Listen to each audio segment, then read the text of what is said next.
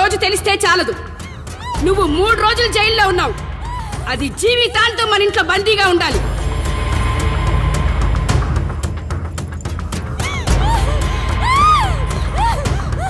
కట్రా తాళి. ఎక్కడికి పోతావే?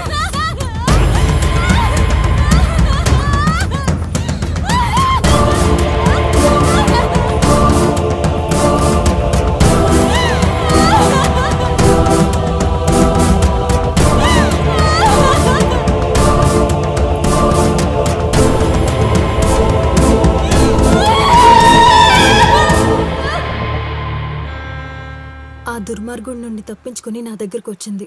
ఆ తర్వాత నీకు తెలిసింది.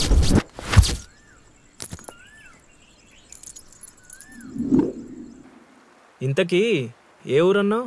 అదేదో పార్వతీపురం దగ్గర నరసీపురం అటబా, అంతేనా? ఒరే శర్మ గారు, ప్రయాణానికి సిద్ధం చేయరా.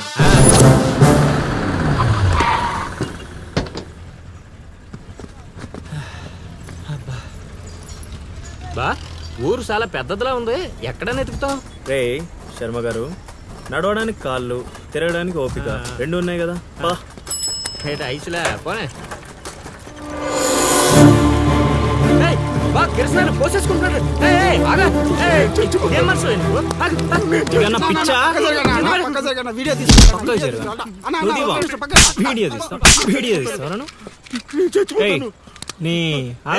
మాట్లాడుతున్నాడు కదా, ఆగలేవా? అసలు నీ ప్రాబ్లం ఏంటి? చెప్తే ఆరుస్తారా తీరుస్తారా? నా సావు నన్ను సావనివ్వండి. అయ్యా చచ్చేదో చెప్పిసావు, మాకు క్లారిటీ ఏడ్చింది. ఏరా నువ్వు పత్తి రైతువా? కాదు, వరి రైతుని. వరికి పురుగు పట్టిందా? కాదు, పంట కూడా బానే పండింది, డబ్బు కూడా చేతికొచ్చింది. పంట పండితే పండగ చేసుకోవాలి, ఈ సావులేంట్రా? బావా నువ్వు డీల్ చేయి, నేను వెళ్ళి చైత్ర గురించి తెలుసుకొని వస్తాను. ఇప్పుడు చెప్పు అంకుల్, ఏంటి నీ ప్రాబ్లం? నేను వాడికాడ అప్పు తీసుకున్నాను. డబ్బులు వచ్చాయన్నావు కదా, ఇచ్చేయి. ఇచ్చేద్దామని నేను అనుకున్నాను. ఆడసలు పుచ్చుకోనే లేదు. ఎందుకు? వడ్డీ ఎక్కువైందా? వడ్డీ వాడు పక్కన ఉంచాయి. ఆడ అసలే వద్దన్నాడు. మంచిదేగా, డబ్బులు మిగిలాయి. ఏటి మిగిలేది? సిక్కంతా ఇక్కడే ఉంది. ఊరు అమ్మోరు పండుగ మొదలై 3 రోజులు అయింది. అయితే ఏటైతే ఆడి దగ్గర అప్పు తీసుకున్న వాళ్ళందరి ఇంటి ముందుని రోజుకు ఒక డ్రామా వేస్తున్నాడు. అదిగో టెంట్ కూడా రెడీ అయిపోయినది. అది నీకు టెంట్ లాగా ఉందా, నాకు పాళ్ళలాగా ఉంది. అర్థం కాలేదా? రా చూద్దుగానే. అదిగో చూడు, ఇదిగో ఇది పరిస్థితి. నేను నీడింటి ముందు వేసినారు, ఇవాళ నా ఇంటి ముందు వేస్తున్నారు. ఏవే ఆ కిరసనాల డబ్బా అటుకురా. ఎవడరా బాబు, జనాలు సావక ముందనే సమాధులు ఎక్కిస్తున్నాడు. ఎందరెందరో మహానుభావులను పొట్టన పెట్టుకున్నావు శ్మశానమా, నీకు ఇసుమంతైనను జాలి లేదా? ఎన్నో ఏండ్లు గతించిపోయినవి కానీ ఈ శ్మశాన స్థలిన్ కన్నులు వచ్చిన మందభాగ్యుడు ఒక్కడైనను లేచిరాడు. ఎన్నాళ్ళ ఆహా హార్మోనియం పద్యం రక్తి కట్టే సమయంలో దగ్గి డిస్టర్బ్ చేసావు కదరా ఎద్దవ్వా. వంకెతకలేనమ్మా, డొంకెట్టుకు ఎలాడిందట. పద్యం మర్చిపోయినని ఒప్పుకోవచ్చు కదా. సాంఘిక నాటకాల హీరోయిన్ ఇంత గొప్ప హరిశ్చంద్ర నాటకములో నా పక్క చంద్రమతి వేషమంటే మాటలా, నాకే కౌంటరా? పద్మశ్రీ అయ్యగారు తాళాల దగ్గర ఇచ్చమంటారా? టైం కాదురా, నే చెప్తాగా. ముందా మంచినీళ్లు, గొంతు శృతి చేసుకోవాలి. గురుగారు, యాదవ సేతురం కాకపోతే రిహార్సల్స్ కూడా ఈ గెటప్లు ఏంటండి? ఒరే హార్మోనిస్టు, వేషం పడకపోతే పద్యానికి గొంతు పెగలదురా. మొదలెట్టండి.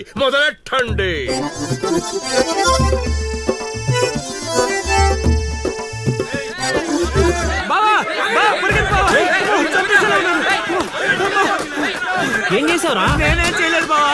ఈ ఊళ్ళో చైత్ర అనే అమ్మాయి ఉంది, మీకు తెలుసా అని అడిగా. అంతే, చైత్ర అంటే చిత్ర అని వినిపించిందట. దాని పిల్లవట బావా. అరే శర్మగా, నీ ఎంత పని చేశారా? చైత్రాన్ని చిత్ర అనుకుంటేనే 10 కిలోమీటర్లు పరిగెత్తించారు బావా. ఇంకా నయం, డైరెక్ట్ గా వెళ్ళి ఆ కాశీగాడిని అడగలేదు.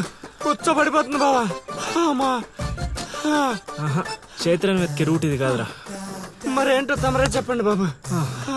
అమ్మా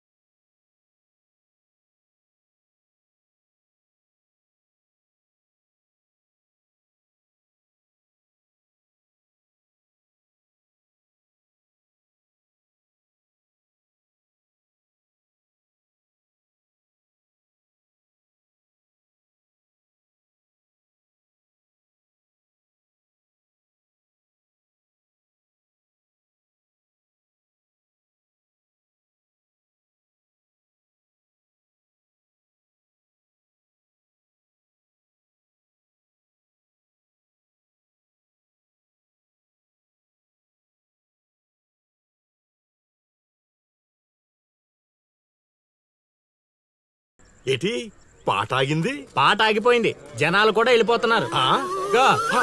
అలా కొయ్యిలా నిలబడకపోతే 10 రూపాయలు ధర్మం చేయొచ్చు కదా. హతవిధి కళాకారుడు యాచించుటయా? కళామ తల్లికి తీరని అవమానము కదా. అంటే ఆ రోజుల్లో రాముణ్ణి వెతుక్కుంటూ లవకుశులు ఆ ఊరు ఈ ఊరు గానం చేసుకుంటూ తిరిగారు కదా. మేము కూడా ఓ కళా పిశాచి ఉన్నాడని. కళా పిశాచి కాదు, పిపాసి. అదే అదే కళా పిపాసి ఉన్నాడని తెలుసుకొని ఆయన కోసం వెతుక్కుంటా. అవును. ఏమిటి? నా ఊళ్ళో నాకు తెలియని అంత గొప్ప కళాకారుడు ఒకడున్నాడా? ఉన్నాడు సార్, పిచ్చప్పారావు అని అలియాస్ సుయోధన సార్వభౌముడు. నిజంగానే పిచ్చప్పారావు బా. ఎందుకు సార్ అలా ఏడుస్తున్నారు? 10 రూపాయలు అడిగామా నేనా? వద్దులేండి సార్.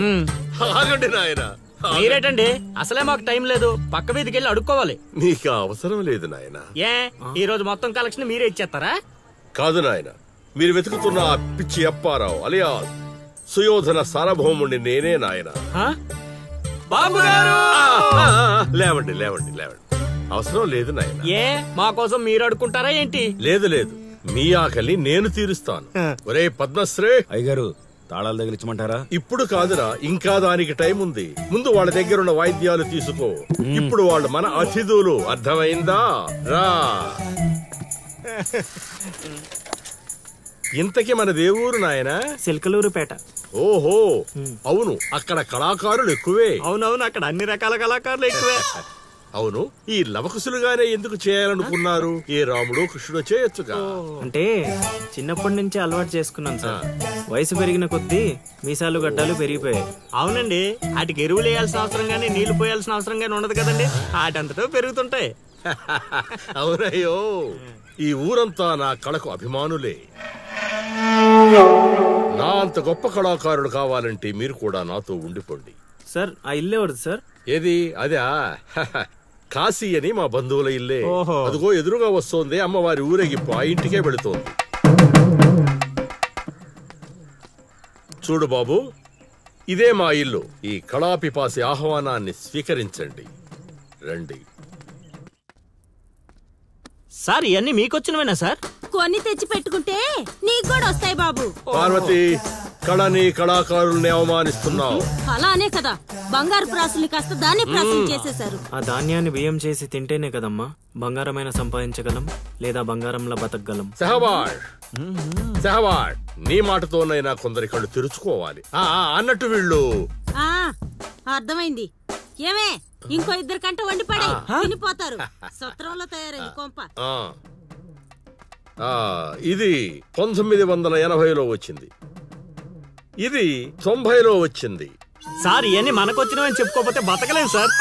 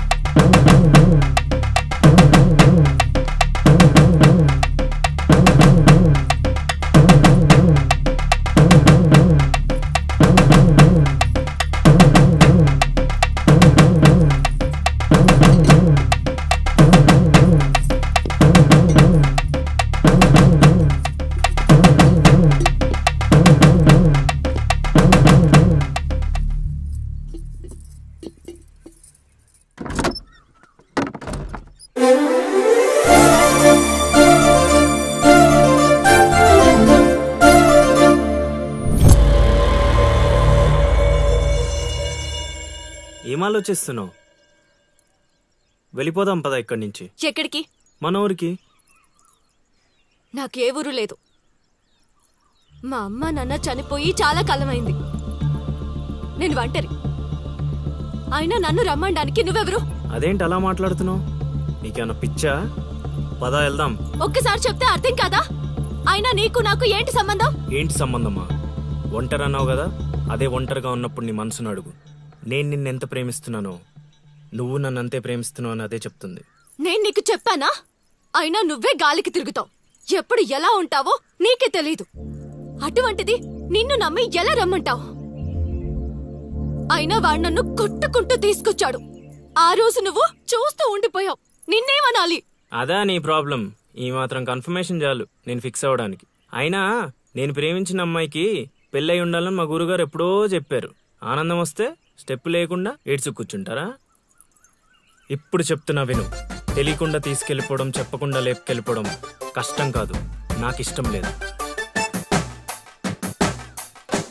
తీసుకెళ్ళను లేపుకెళ్ళను అన్నానని నువ్వు దేనికి ఫిక్స్ అవ్వకు.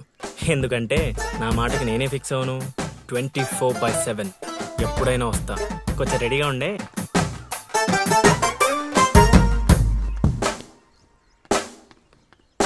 రే కాశీ, ఇంట్లో దేవుడున్నాడు. ఈ 10 రోజులు పద్ధతిగా ఉండమని చెప్పా నీకు.